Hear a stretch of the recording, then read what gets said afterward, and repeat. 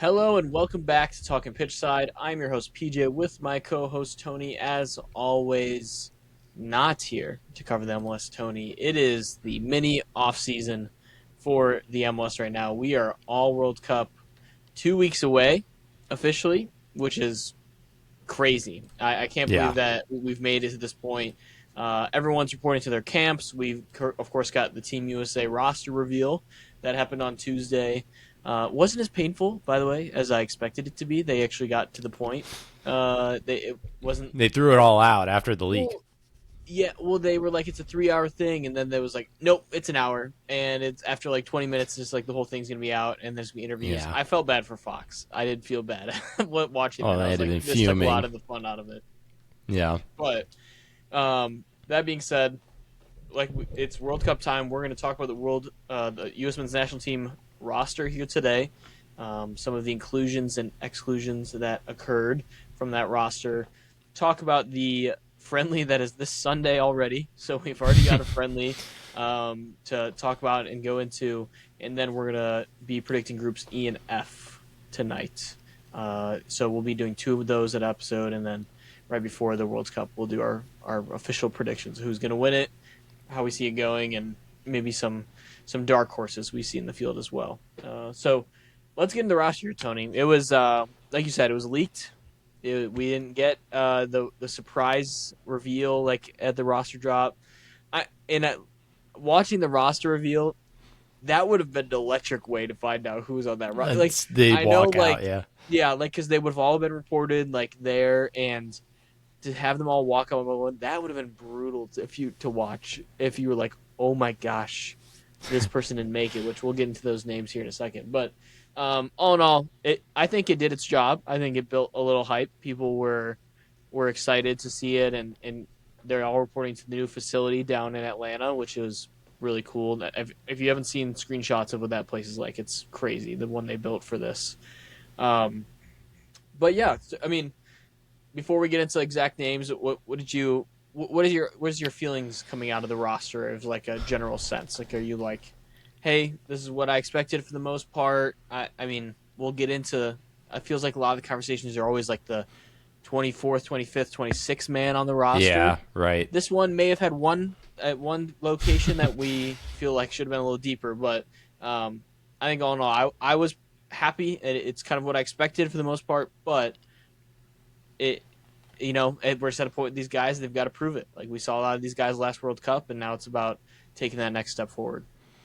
Yeah, I think for the most part, you can say, even if you don't agree with the roster 100%, you can say that there's a very strong case that everybody on this roster earned it to be here. You know what I mean? There's not anybody that it's like, oh, this is total Nepo baby. Like, there's no way they should be on this team. You don't see any of that. Even with like cases like Gio Reyna, I understandably, like you can make arguments against it, but you can also say that based on his talent, like he needs to be there. Like there's nobody that I'm going to say like does not need to be there.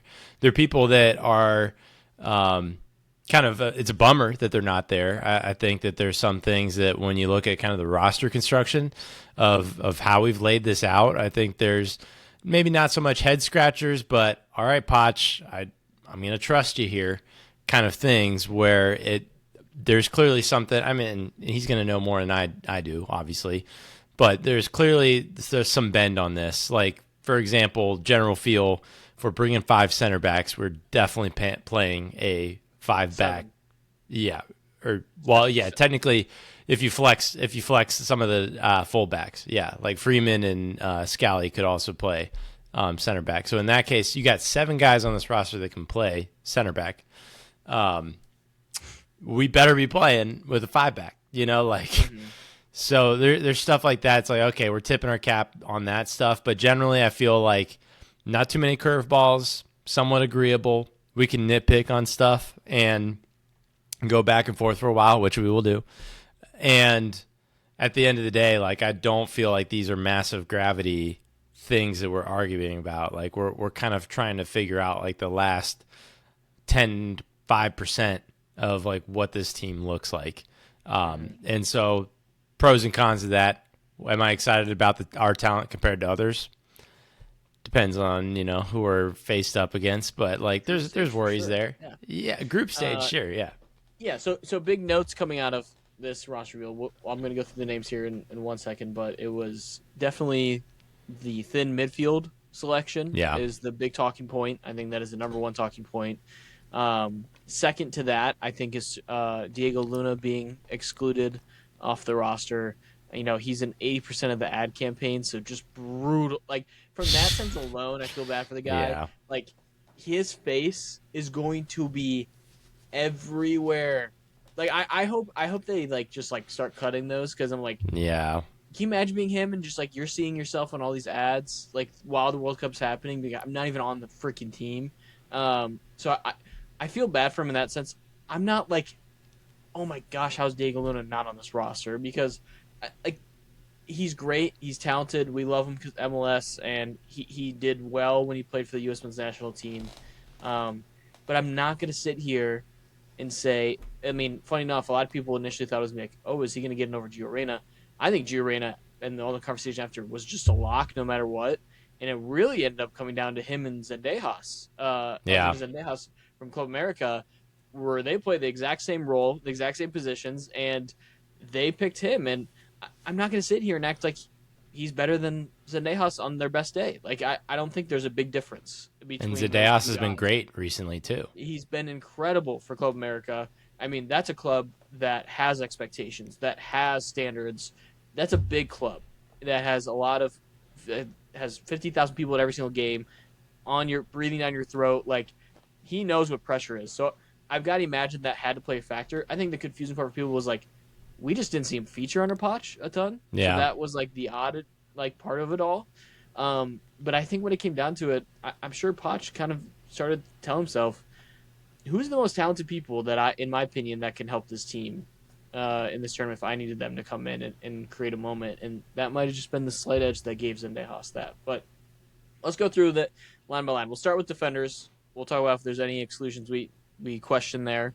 Mm. Um, we said, like you said, a lot of center backs. 5 true center backs, 2 guys that can play center back. So 7 potential center backs. It's screaming 5 back. It's screaming this is the formation we're going to play. God, I hope so. We'll get into Yeah. that when we talk about the preview for the friendly against Senegal. Max Arston from Columbus Crew. I think that's was probably one of the last guys that I expected to be like, and he was like the last cut that made it in the defense group. Good for him. First World Cup. Serginho Dest, healthy, been playing well for PSV.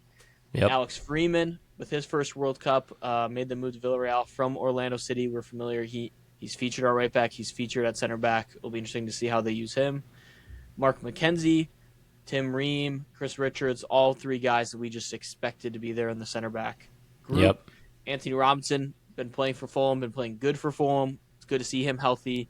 There were times during this 4-year stretch between these World Cups, we didn't know if we'd ever see Anthony Robinson back to what he was.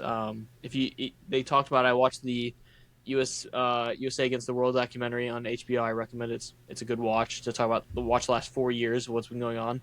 That injury he had a tendon like rip in half, and what ended up happening was the blood calcified and basically became bone in his leg, and he had to Oh. have surgery to remove it. All these things that they were fearful he would never be able to like move the same on his leg. So Yeah. great story to see him back playing well for Fulham. I mean, this was the guy that was not that long ago best 11 in the Premier League at the left back position. So we need him to be full go.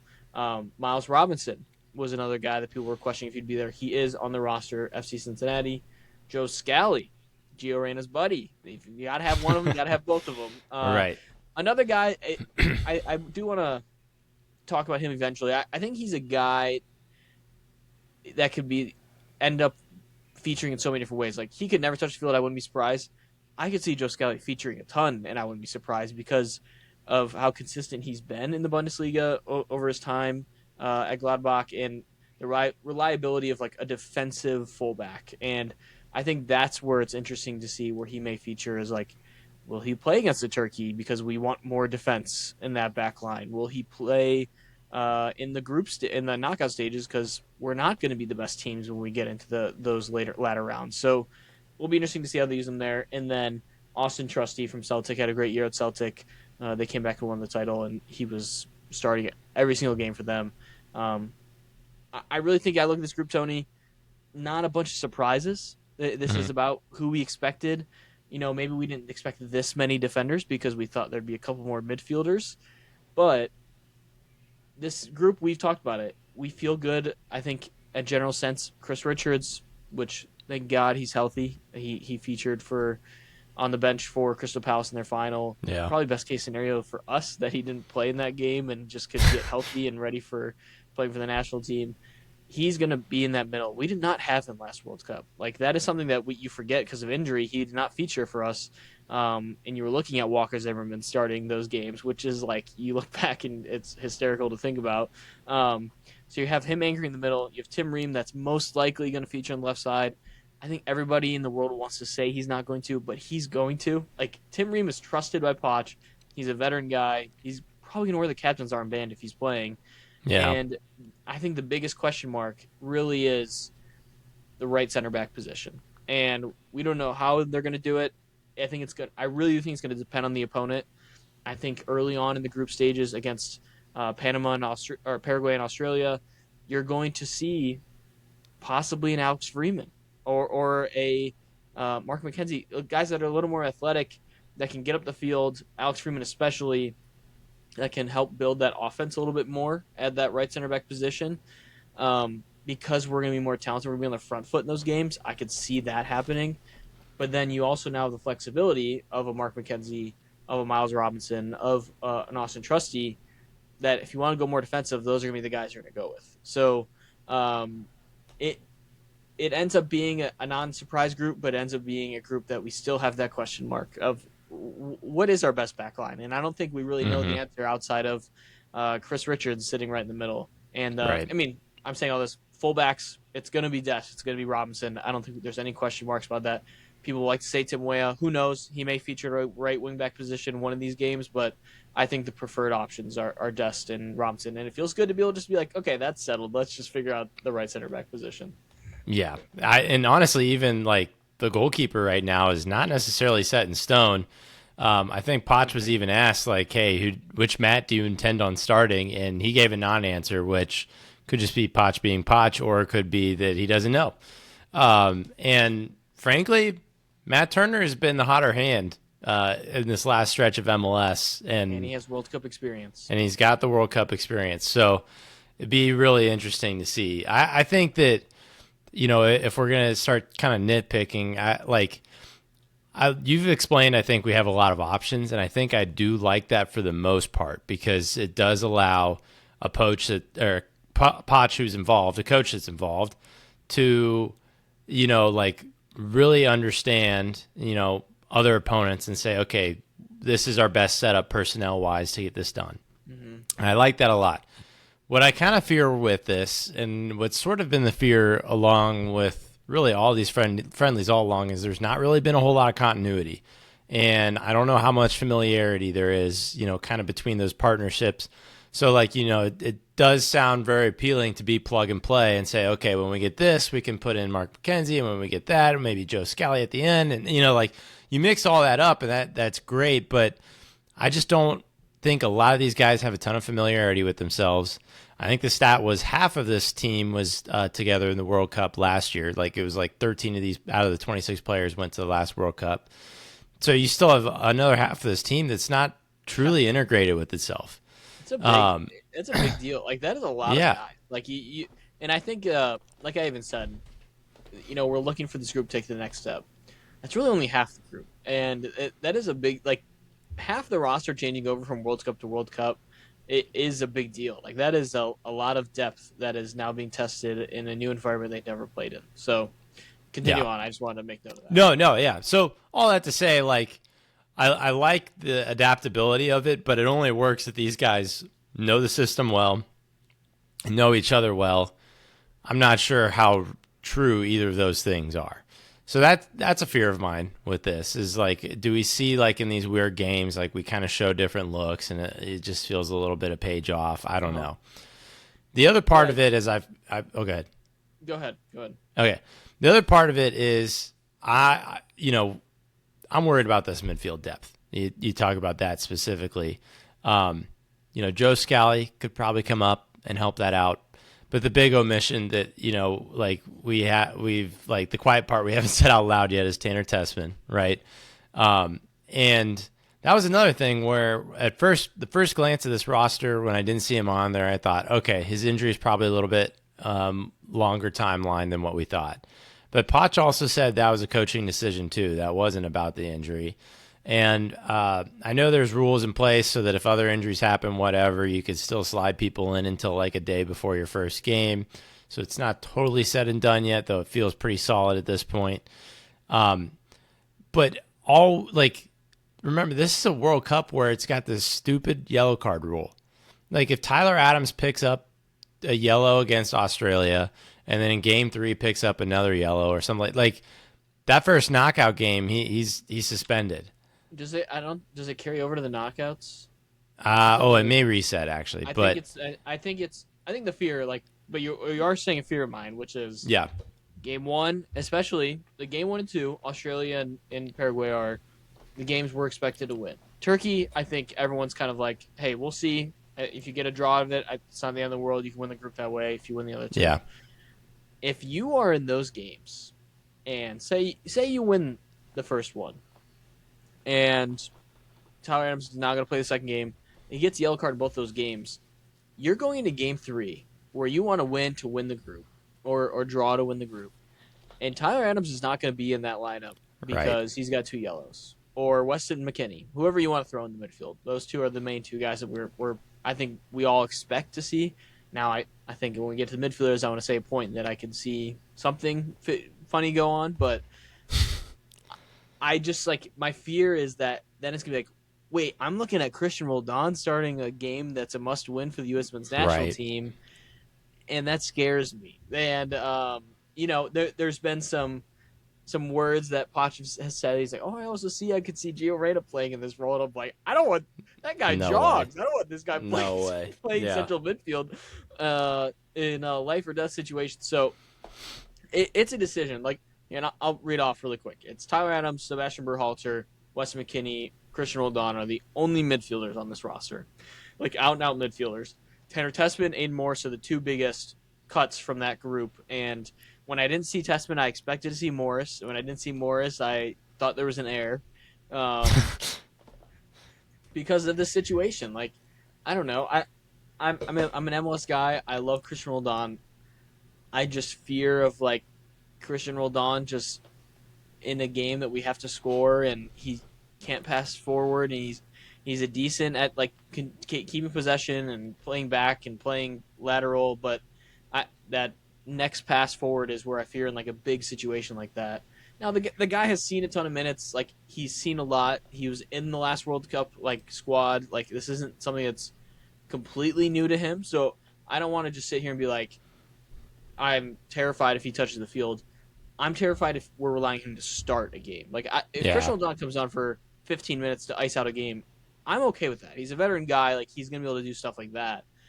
I just fear that talent-wise, we get into a knockout game situation, and it's like, I'm looking at Christian Roldan of Seattle Sounders going against Frankie de Jong in Netherlands, and I'm just like, what's happening right now? So that's my fear. We all have that fear. Now, my only counter is, like, if I'm watching Aiden Morris go against that same person, am I really feeling that much better about the situation? Probably not.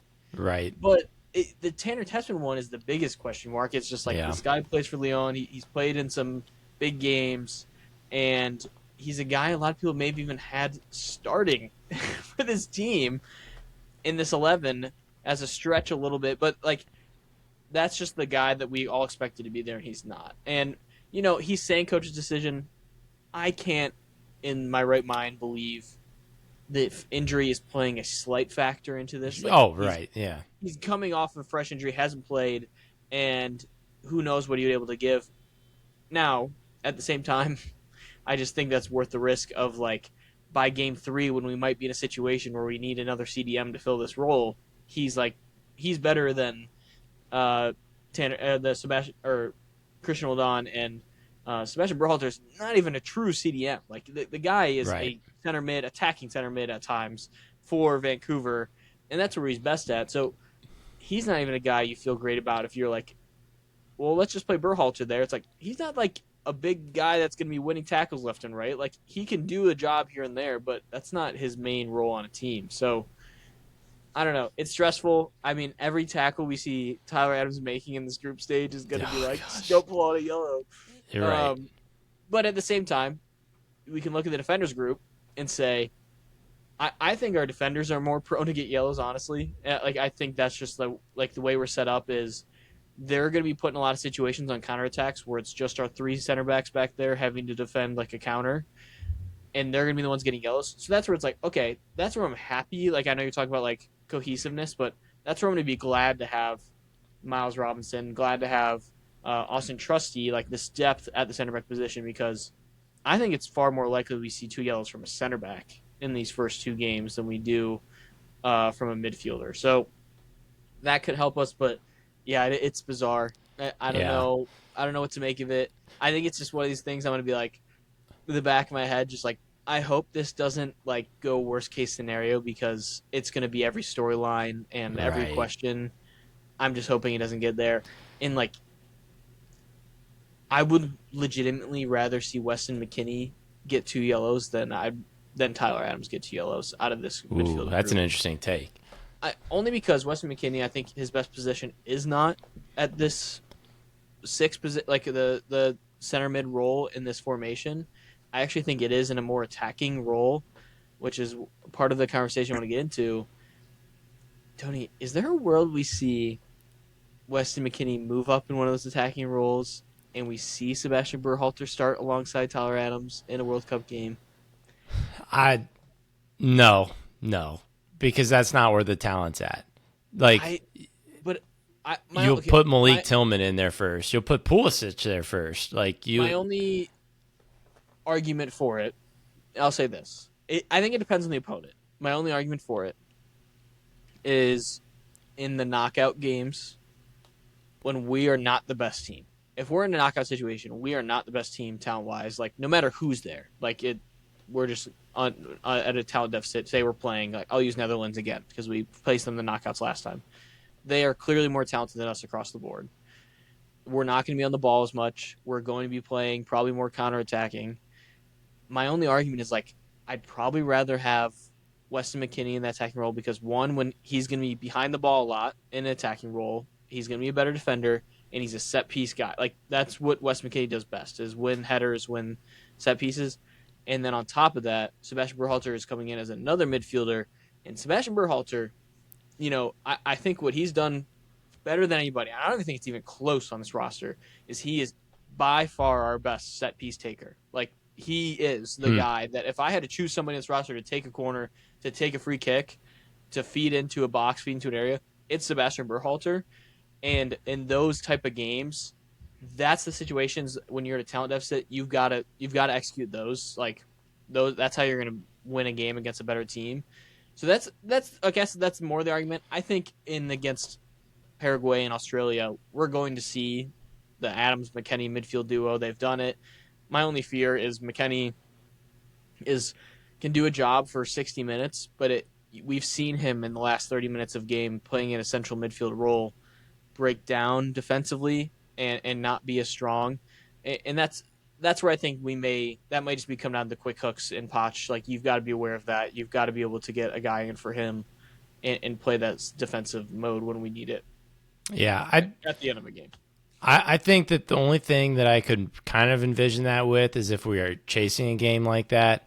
But instead of moving McKennie up, because I just think we have too many talented players at that position, I think you adjust so that you move Mm-hmm. to a single pivot defensively, and you kind of set up Tyler Adam and the three center backs on an island, and you say McKennie go up next to Gio or Malik or whoever that is in at that time, and kind of release him that way. But I don't know if you're going to see him as the sole number 10 there, especially just because that means that you're pushing Malik back and Gio back. And even if you're trying to, do something out wide and put Pulisic in the middle, I just think there's so many other options there first. And you want to keep, your most talented, all of your most talented players on the field as long as possible. So that's where I kind of think like, it's going to have to take a formation change for him to you see him in that role. But you never know. Like anything could happen with that, I guess. I did want to circle back one other note, not to beat a dead horse, but on this Tessman Aiden Morris conversation, is Tanner Tessman also like? I think he brought up a good point with the injury stuff, but he does not need to start like the first 2 games, and that's like an extra 2 weeks that they'll hold out on him. And the other part of this is that like he can play center back as well, and like so then you don't have to take as many center backs, or you get a little bit of freedom, and like you know what I mean. Like it unlocks a few more things that way. And if something were to happen, you get thin in midfield. Well, you've got the center backs to cover you, and then you just put Tanner Tessman in the midfield. That didn't make sense to me too. So Aiden Morris, I get why he's not here. He did not play well for the national team in his last few bouts, and like that was also that. I think that also. Yeah, but I don't know. I don't know if it was as bad. Like I just think that Morris was. I mean, really just chasing butterflies a lot. The pivot. That's yeah. And I saw some conversation where they're like they were the pivot the last time we saw the U.S. men's national team. Like they were the center mid duo when we left with like the most sour taste in our mouth after the last time we saw this team. And I hope it's not like in reaction to that because I don't think that's fair to especially Tanner Tessman in that scenario. But we'll see. I don't know. Like I said, my only hope is that this conversation just dies before the games start because it never ends up being a factor as the tournament goes on. The reality is, like, I don't think either of those guys are starting. It's just more of a break glass in case of emergency. Like, we would like to have those guys at our disposal to use as a defensive sub or as a starting if there's a yellow card situation. So let's get into the attacking midfielders here, Tony.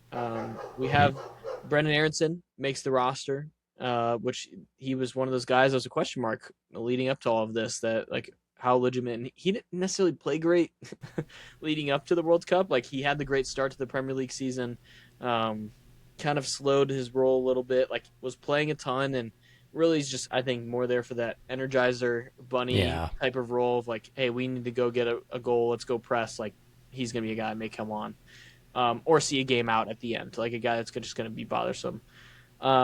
Christian, of course, is leading the charge there. Gio, we talked about a guy that had question marks, really ended up just being a lock from all things that have been said now post-selection. There was never really a question about that.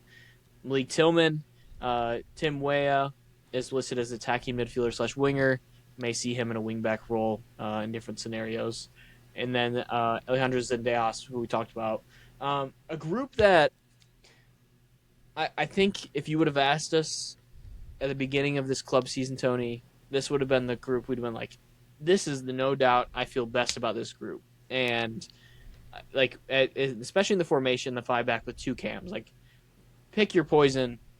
At the start of the club season, I would have loved the selection of Brendan Aronson, Christian Pulisic, Gio Reyna, Malik Tillman. Like those 4 guys, like sweet. That is awesome depth.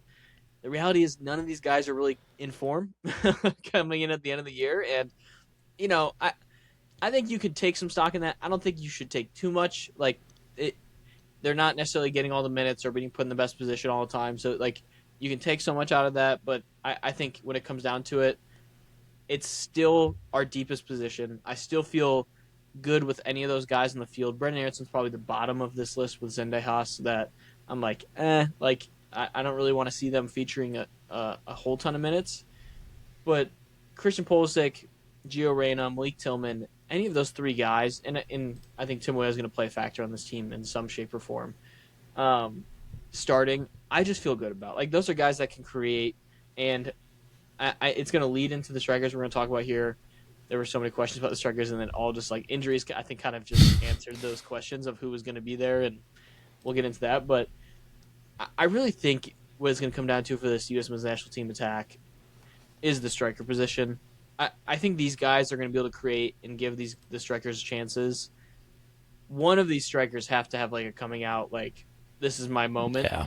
Like, and I think Flo is the number one guy, and you have Haji Wright, and Ricardo Pepi. These are actually like if there was a group that we were like coming into the World Cup, these are the most informed guys on this roster right now. Ricardo Pepi, Haji Wright, and Flo all had amazing club seasons. Amazing club seasons. Flo scored multiple times in the Champions League. Scored 20 goals for Monaco. Pepe missed a good portion of the season. Finished with 19 goals as he just scorched earth at the end of the season. And then Haji Wright just promoted Coventry City to the Premier League as the featured striker for this team, scoring 19 goals. Like it is a group that has goal scoring ability. Now we haven't seen that transition well to the U.S. men's national team all the time with these guys. Pepe is probably the most reliable finisher that we've seen with the national team in his time with the team. Flo has had some moments recently that you feel good about. I think Balogun, of course, is going to get the first go at it here, and I think we need him to be, or Pepe or Haji. One of these guys has just got to take it and be like, I'm not giving it up. When I get a chance, I need to finish a chance, and that's going to be the biggest thing is the crosses that come in, the through balls that go through from the cams. One of these guys has to get out there and finish chances. And if we get a hot streak from like Flo or Pepe here, I think that's the level that you're going to see the next step the U.S. men's national team can take. Because, I mean, you just look back at the history of our team. It hasn't been rich in the midfield at all times. It hasn't been rich in the defense at all times. Even at the cam position, we haven't always been a prime country for that. It's been the striker position that we've had guys that have performed at the national team level. I mean, Clint Dempsey, Landon Donovan, Josie Altidore at times. Like these guys, we've had someone there that has been able to finish chances that are sent in the box for them, and that's what one of these guys have to do. I really do feel good about them right now. I think Balogun's going to get the start for the first two games at least, and he's going to have to prove it because I don't think Poch is the guy that's going to sit back and be like, you're just going to keep getting the swing at it. If you're not scoring, no, just keep going back out there. I think if we get through these first two games, and of course, especially if it gets stressful going to that Turkey game, you're going to see a switch to a Ricardo Pepi or Haji Wright because they just need to get somebody to get hot. Yeah, I think that's pretty fair. I could definitely see Pepe starting game 3 if Flo's not generating enough in the first two games. Because like what I'm really thinking about, like especially as you're kind of talking about, like someone's just got to get out there and like finish these chances. It's like, you know, Pepe is the guy that's kind of that one-touch finisher, where you can see him getting ahead on something or sticking a leg out and, you know, getting that redirection. Flo's a little bit more of a 2-3 touch in the box kind of guy, which is still really crafty and necessary at times. But if the pace of the game is not really allowing that, you know, like a low block, especially against these teams that are going to look at us and say, oh, we're at a talent deficit, we need to lay back a little bit and try and counter. Like, I think that's going to be tough to even find Flo in those moments, and for him to be able to shake 2 or 3 guys to find an opening for a shot. Like I can definitely see routes in which, you know, he's going to be a little bit frustrated. That being said, like I thought you put it well too. Like this is definitely the hottest player group that we are bringing in. Like he's found his goals, he's found ways to score. So is Pepe, despite his injuries. So is Haji Wright in the championship, which I know you're going to say, like, oh, it's a championship, whatever. Well, I mean, like, looking at the level of Australia and Paraguay, I think that's honestly pretty comparable. And the beauty with Haji Wright, too, is that we could ask him to play out wide as well. And, you know, that would work out, too. So if for whatever reason Pulisic has just gone ice cold, Temwe is not doing it for you, then, you know, maybe you can throw Haji Wright on the wing. There's options, which, again, good and bad. But I'm excited about this group. I think that, honestly, I'm really excited for Pepe, even from, like, a player perspective, like a human perspective. Like, this is a guy that was the first cut on the 2022 World Cup. Greg Berhalter tried to call him, hung up in his face, all of that. Hung up. Yep. Yep. And now, like, he put his head down. He's done really well. He's trying to earn himself a move to the Premier League that's failed a couple times, but like people are talking about him because he's at that caliber now, and you know rightfully makes this roster. And I'm not even sure that there's too much of a question about that. Like that, there's no arguments here. But The way he finished. if Yeah. you and I were starting from scratch with just pen and paper, like we would write his name down. Like there's no questions about that. That he's not on the bubble. Yeah, Um, that's also the interesting part about all three guys is like it. I said like injuries I think helped make a decision. Like I think Ajiman yeah, is making a case for himself. Um, of course, even Josh Sargent, of course, was in the mix last World Cup, has just kind of played his way because of injuries and not playing at Norwich, like out of a chance to even compete. I think if we were just even healthy, these are three guys me and you would have picked. Like this is like right. the group. Funny enough, Yeah, Haji Wright is the guy with the experience. Like he's the only guy that was at the last World Cup. It's funny because flow happened so fast after the last World Cup. Like when he got brought into the team, I think you kind of like think in your head like, oh yeah, he was on the last World Cup. At least I do. I'm like, yeah, Balogun was on the last yeah, World he's Cup too. felt a part He of it. wasn't. Yeah, Yeah, he wasn't. And I remember sitting in the bar watching the last World Cup and being like, we don't, no one knows who's starting striker for that team because yeah, we were like, it's either Josh Sargent or Haji Ray at the time was a young guy. Like he was not where he's at right now. And it was like, he's last resort. He ended up being the only guy, only striker that did score, by the way, in that World Cup was Haji Wright. that's crazy. Christian Pulisic was playing that striker position at times because we just had no one else. And I think it's funny that we've now come 4 years later. We felt like leading in the last World Cup, we had no hope at the striker position.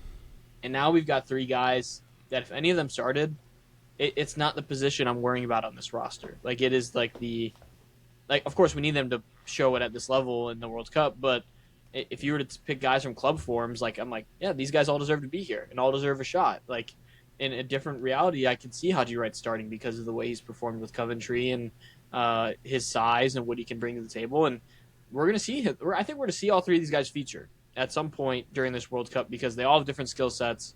I mean, I think Balogun starting makes sense. He's the guy that's going to be on fresh legs. He's going to get through balls, and he's the best guy for that type of play to run through and break lines.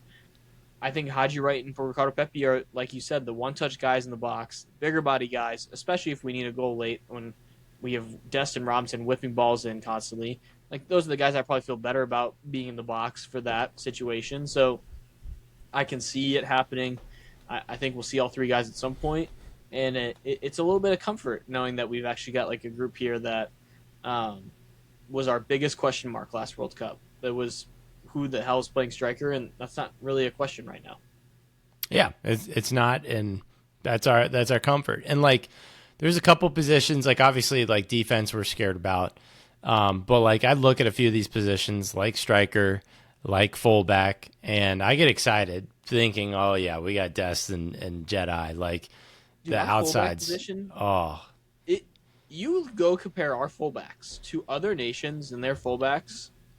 we're You sitting have an pretty. argument for us being in the top 3, 5 in this entire tournament at our fullback position. Like that's how much talent. Like Anthony Robinson and Serginho Dest are capable of game-changing moments. Like Oh both of yeah, them offensively are capable of beating their guy, creating opportunity for a striker in the box, or even going on goal themselves. They've proven that over time with the national team. So it's an exciting group. Like our starting 11 compared to last World Cup, if you just look at it on paper, there's so much more talent, and even the guys that are starting again that were on that last World Cup, like they're 4 years more mature. They're in their prime of their career for the most part. Like this is the most talented U.S. men's national team roster we've ever had.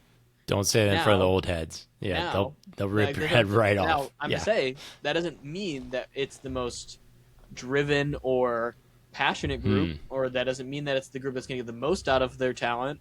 They have to go and prove it now. And a perfect world, we'd love to see them come with like the 2014 group's energy or the 2002 group's energy of like we're dying for this badge and we're going to make it known. And that's what we can hope for. So I last time we saw this group, we were very disappointed. I think this is a good time to maybe transition into our Senegal conversation and talk about who we would prefer to see start. I think ideally we want to see as real as a roster as we can here. Yeah. Like I don't want to see rotated spots. I actually would rather that be the against Germany because that game against Germany is only 5 to 6 days before the World Cup opener. So I think that's the game you might see like some rotation, like guys playing 30 minutes here, 30 minutes there. Everyone kind of just getting their reps in. I think Senegal is the one me and you both look at and we say, hey, this is where we want to see the main group for at least 60 minutes. Like let them get a run at this and let them go. I think the question mark coming into this, if I'm being honest with you, Tony, is just Chris Richards. Like, is he going to be able to do that? I don't want Yeah. to push him if he's not ready for that just yet. I want him to be ready for the actual game. Um, let's pick our roster as if he's in there, but let's put a little asterisk who you'd replace him with if he's not going to be in there when we go through this. Okay. So I'll start with you. We're playing in Senegal. Senegal, by the way, quality country. They are going Yeah. to have a good side. This is a good team. I'm not going to go in depth about like tactically what Senegal is going to do against us because it's a friendly. Like they're going to rotate guys too. They're going to probably change some things up like at halftime or 60th minute where it's going to look completely different. So that's not really what I'm concerned about. I'm just concerned about the U.S. men's national team and who they're running to just get some play time, like you talked about earlier in the podcast together, and build some cohesiveness where they can feel they know what the guy next to them is going to be doing without even having to watch them do it. Like they can feel that happening. So let's get into that. Goalkeeper, I'll let you kick us off. Tony, if you're picking goalkeeper one right now to lead us in the World Cup, who is it? Turner. I think it's just Turner. He's looked better. My, He's looked better in the same league. I totally understand why Matt Freeze played the way Matt Freeze did. Like, like Turner's had Poch. some bad mistakes in the MLS though recently. Yes, but he's also played way better than Free. Like, I don't know. So okay, ultimately here's where I view it. I think Turner is your higher ceiling, lower floor guy. I think Matt Freeze is a lot more like No, steady, you reliable. mean wait? You think Turner's the higher ceiling?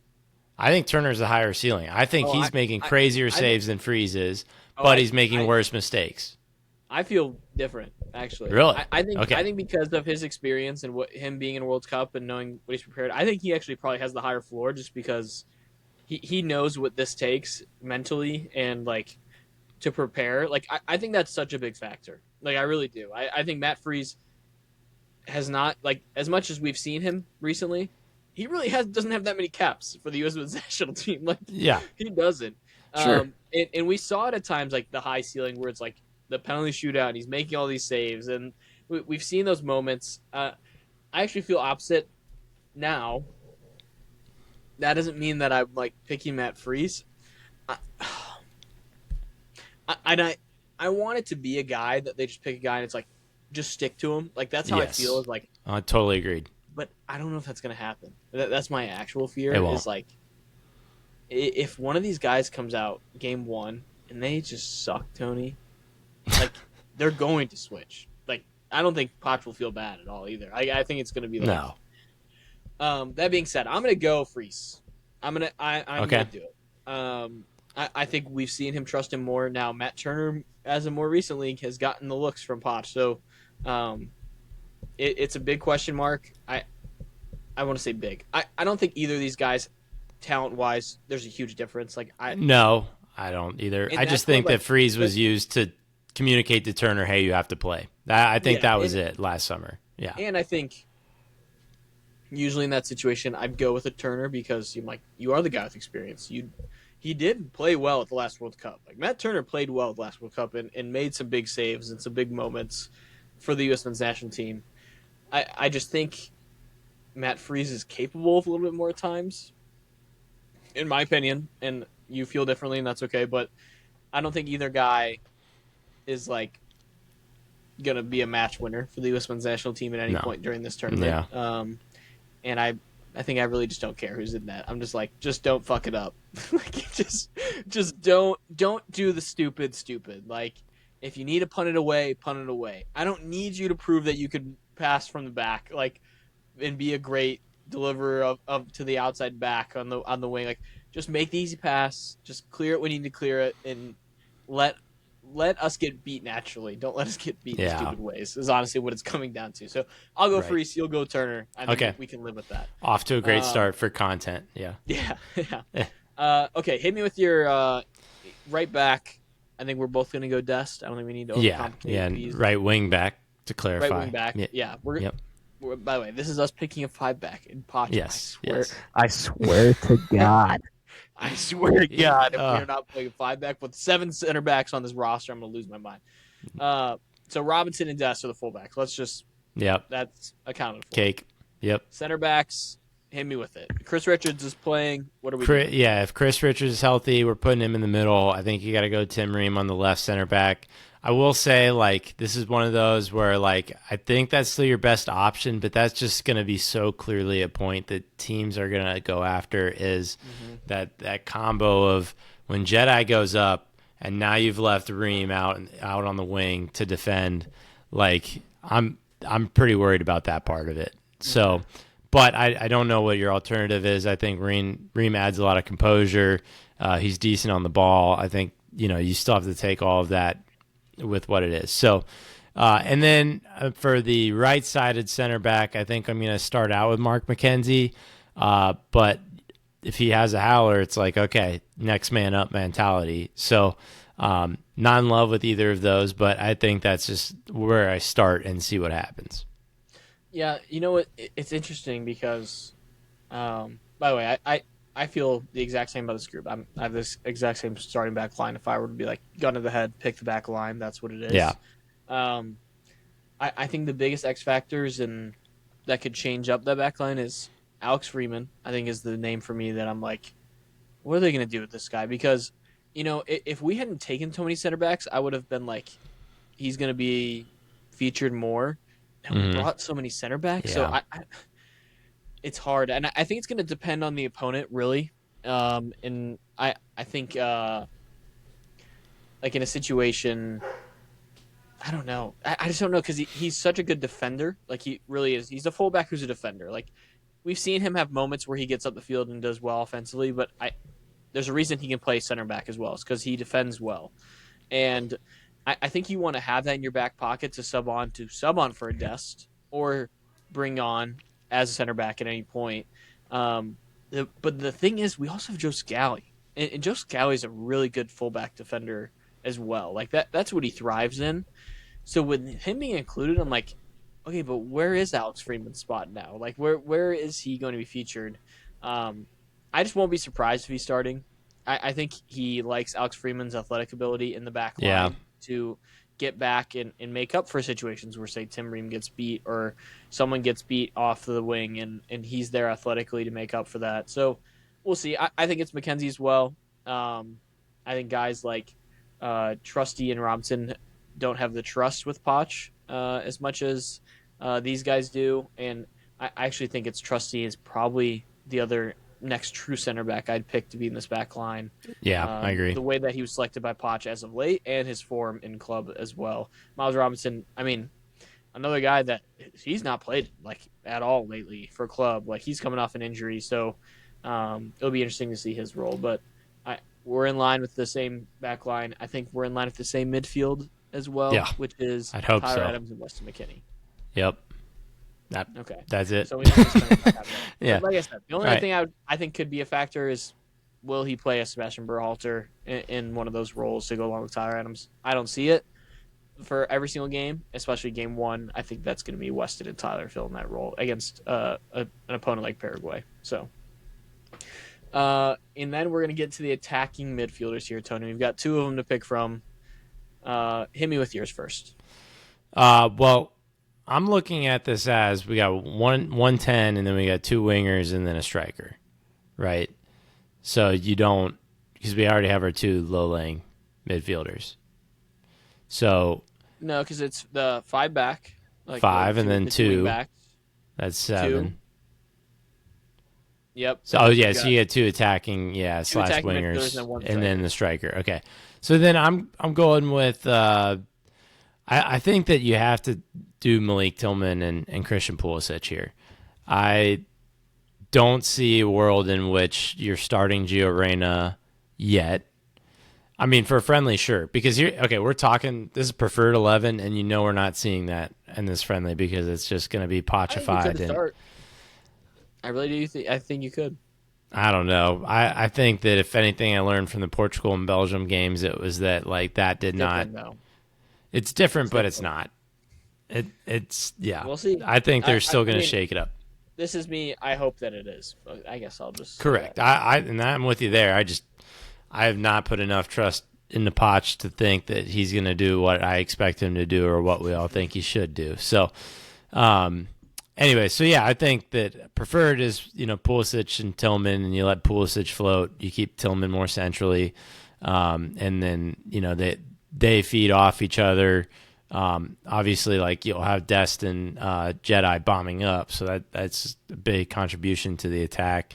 So you let Pulisic, drift wide and combine with Jedi and Tillman to kind of find that unlocking piece to feed the striker. But yeah, those would be my two attacking mids. Gio, honorable mention there. I think that probably by the time at least we get to the World Cup, I'm sure that he would be fit to play an hour to 75 minutes.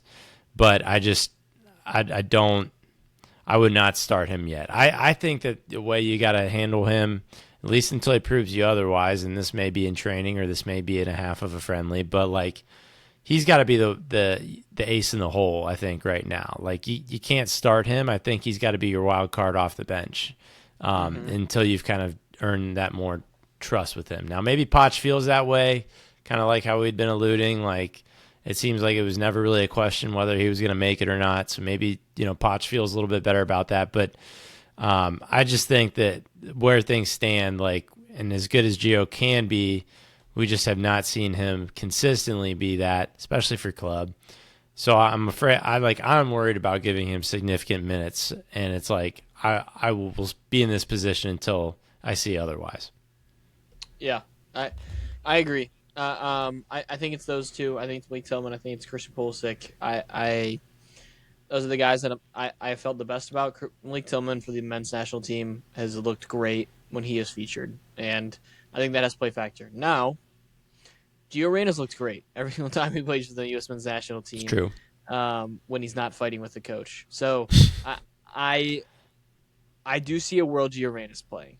I really do. I see a reality, but I do think he's a weapon. Like I think I feel better about him coming on for the final 30 minutes than I do about Blake Tillman coming on for the final 30 minutes to make a difference. Like Gio just has like, and this is the frustrating part about Gio Reyna. We've talked about it forever. It's like he has those moments, like when he dribbled past 7 Mexico players in a solo run. It's like you are capable of those type of moments, and why he doesn't have more often, that will be a big mystery when we Yeah. talk about him at the end of his career and like what if about this player. But the guy has talent, and I think the talent is better showcased in short spurts when you don't have to Mm. rely on him like sprint. You can give him his 30 minutes to sprint around and do what he does best and feed the ball in and create chances. So I think it's Malik Tillman. I think that's just more reliability. Now, Malik Tillman hasn't looked great in the club and hasn't been featured a ton as of late for Leverkusen, which is unfortunate because he looked so good at the start of the season. But I just think talent wise, this is a deep group. I think you're going to see Brett Aaronson sub on in certain situations to see off games just because he Yeah. can be a Just to be that pest pest. Yep. to the back line as they're trying to build up and get a goal against us. I think Zendejas, like, I don't really know when he's going to feature. Like, I really don't. And I actually see Tim Weah being the sub that's going to come in for the wingbacks. Like, I see him being that guy that's going to come into games and be a game wrecker in that way. It's weird. I think after the last World Cup, you'd been like, Tim Weah, like, yeah, this is a guy that's like a for sure starting 11 guy Yeah. for the U.S. national team going forward. And it's just not, it hasn't happened. I think formation hurts him more than Yeah. I anything. was going to say the formation change really hurt him.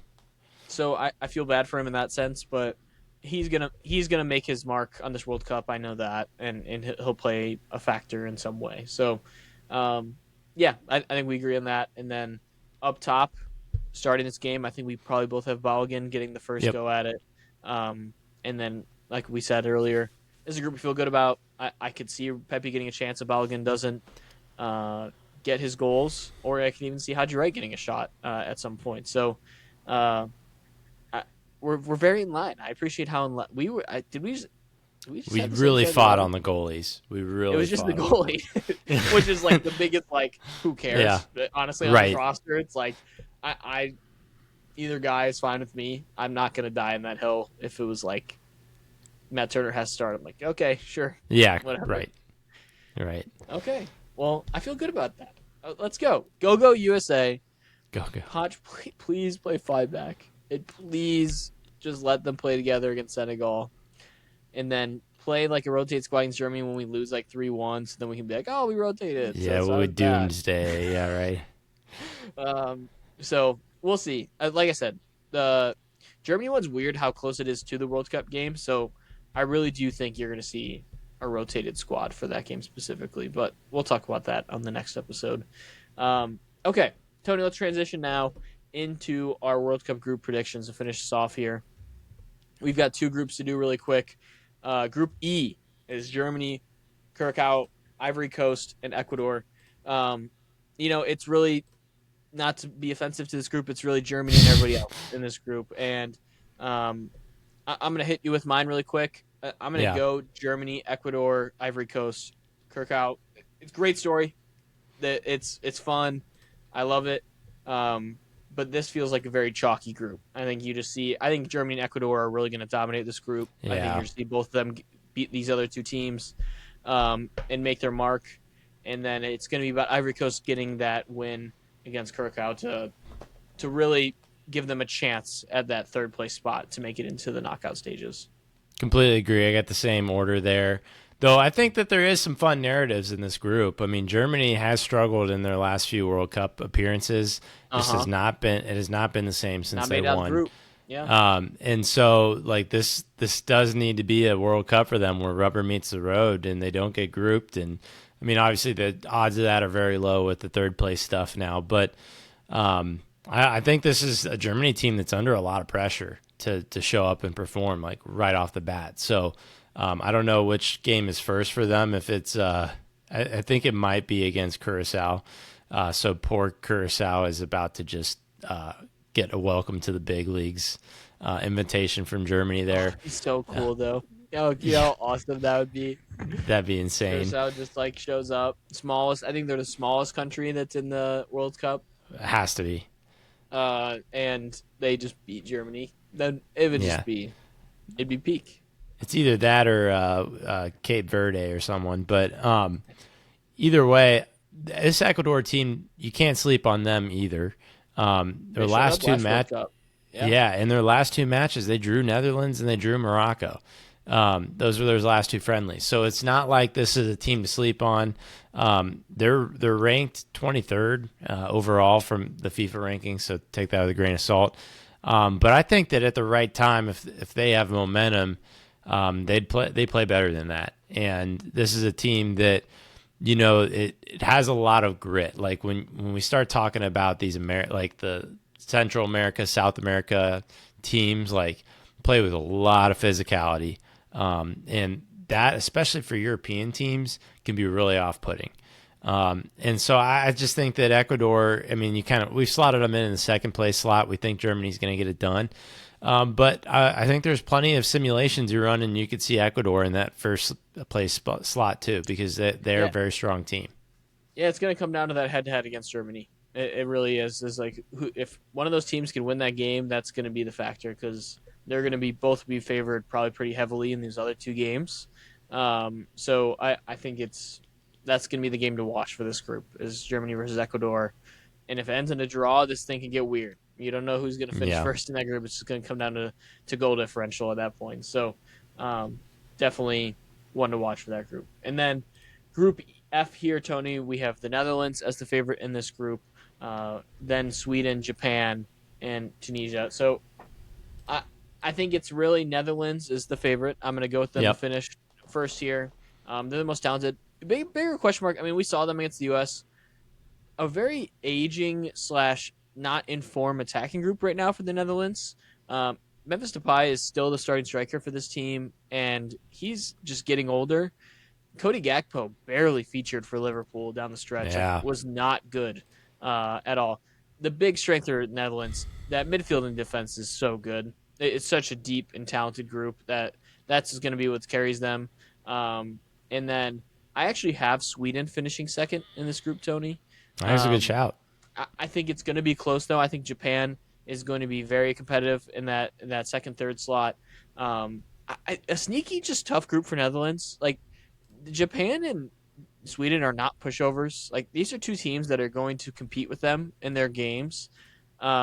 Especially if Netherlands attack isn't clicking. Like that is going to be a gauntlet of like a few games there where you're just going to be like having to get a goal. And if you don't against one of these teams, like you could see a Sweden or Japan finish atop of this group just because of their head-to-head matchup against the Netherlands. But I'm going to go Netherlands first. I feel best about their defense and just keeping clean sheets against the rest of this group is honestly how I think they get it done.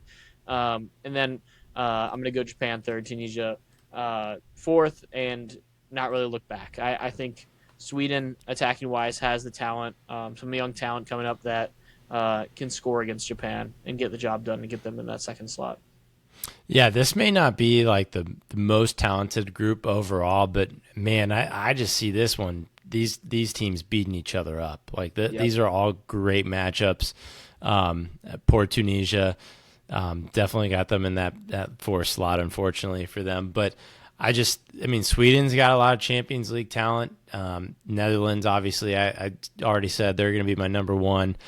Japan also has a lot of guys in the Big Five leagues, and it's kind of funny because you don't necessarily think like who's going to be like the main guy for Japan, and I think that's what's kind of special about Japan is that they are one of those like the team is the superstar kind of teams. Even with a lot of like really high level guys, like they Mm-hmm. are just a well rounded, um, you know, squad. I mean, Kubo will probably take on a lot of that, but I think that I'm gonna go lean with Japan on this one. I whenever you watch this team, especially in World Cup competitions, there's special moments with them.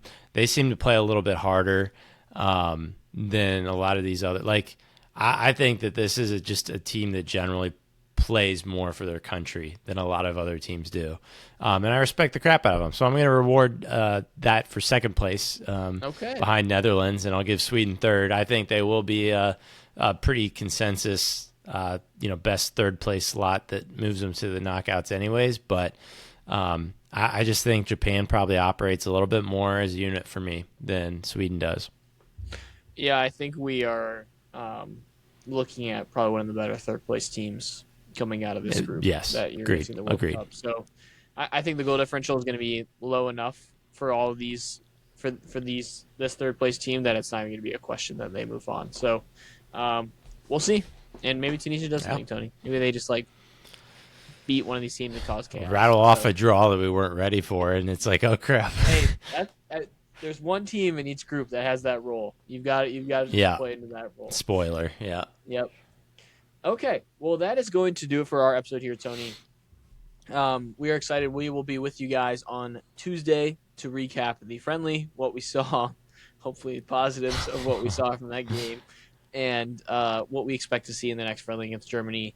And by that point, we'll be just about a week away from the U.S. Men's National Team kicking off the 2026 World Cup on home It's soil. crazy. Get ready for it. You're starting to see all of the hype and advertisements everywhere. Like it is everywhere right now, which I appreciate. I'm glad that the U.S. is finally kicking it into gear here, getting ready for the competition. You're starting to see the national team start to arrive in the U.S. this week. So keep an eye out for stuff like that. But we can do it, Tony. I've got the kit. I never even talked about it. I There got it the is. kit. I am a shill for the U.S. men's national team, and I am ready to watch us win the World Cup That because, of course, that's we're the right. favorites. If Donald Trump has his way one way or another, we're getting it done. That's it. I'll take it. Yeah, me too. Me I too. would. It's like North Okay. Korea, like they've won the World Cup Oh, like in the last like 12 times. okay. Well, we appreciate you guys. We will see you on Tuesday to recap everything that happened over the weekend for the U.S. men's national team. See you.